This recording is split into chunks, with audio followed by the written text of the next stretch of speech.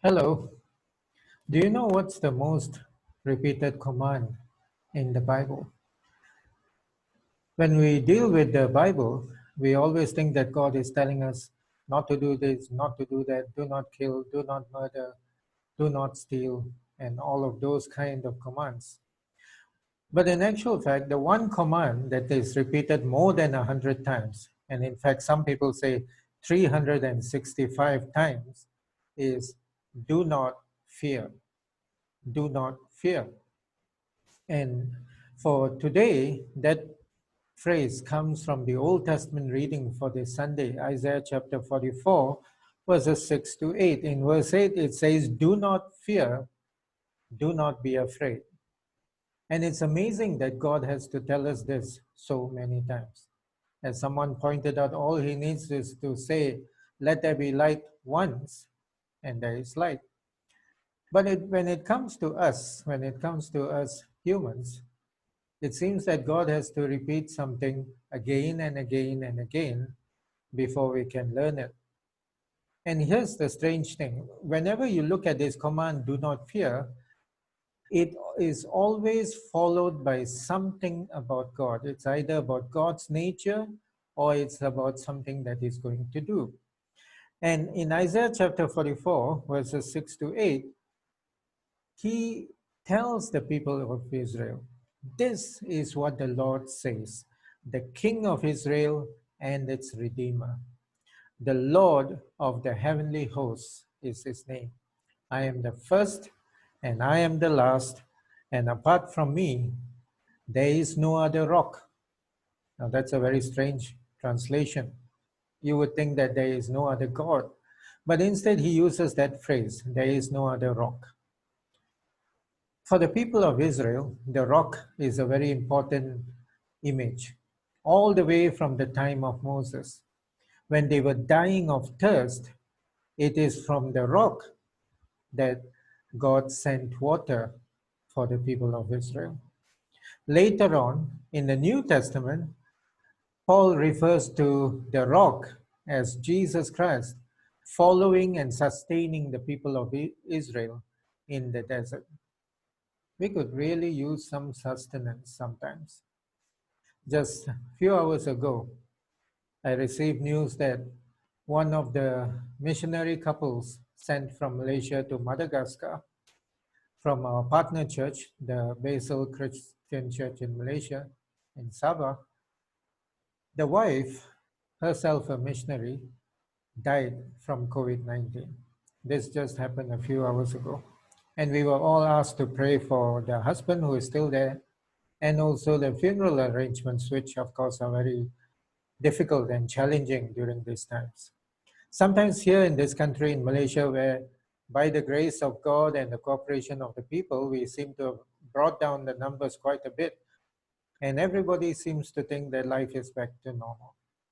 But in many parts of the world, people are dying. Many parts of the world, things are still uncertain. I just read this morning a report that said that worse than the pandemic would be the famine that's going to come because of the shortage of food experienced during this time.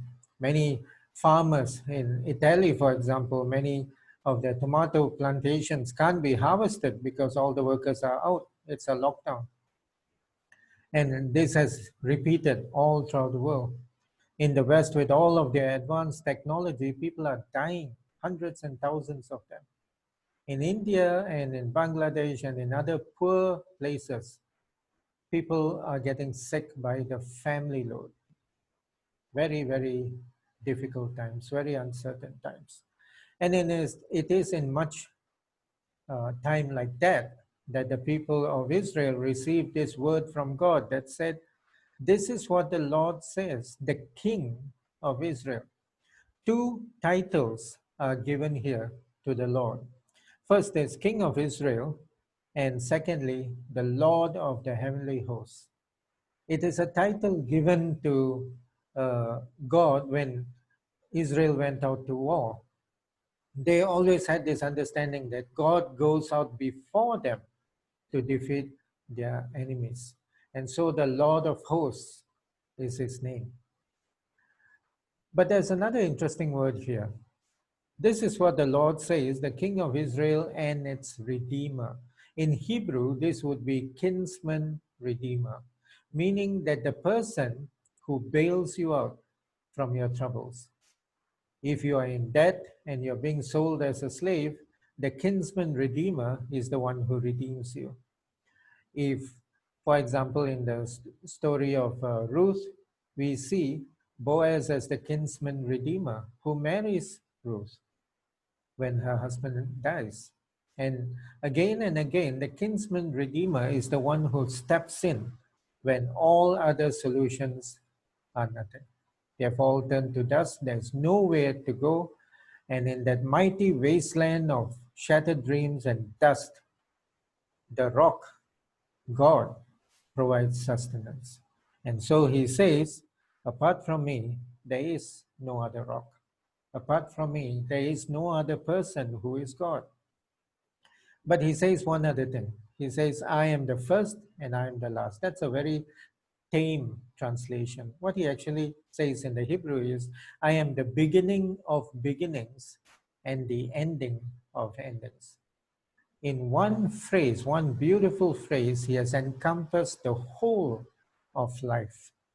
Your life, my life, a little child, an elderly person, every person on this planet is in his hands.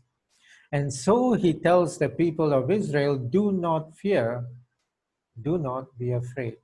Again, the translation leaves something out. It says, do not fear and do not be doubtful or do not be dubious.